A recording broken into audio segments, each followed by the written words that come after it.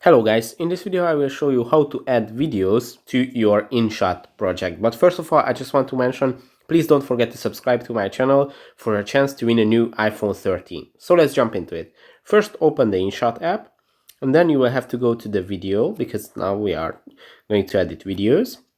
When we open up the video section, if you did not start any projects yet, it will show you the videos, the photos, and the all section on your camera roll, and you can either go to the videos part or you can choose from the all section, and then you have to choose the videos that you want to edit in InShot. You should keep that in mind, that you can also add videos later to your project, even new videos. So it's not a problem if you can't add all the videos that you want at first, but you can also add more videos at the beginning. So let's choose these three videos, and as you can see right now it's in our timeline, all the three videos.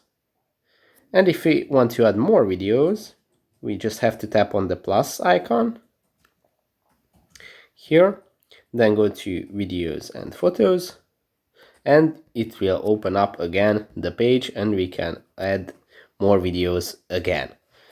And yeah, if you do this when you have shot more videos, you can add them later.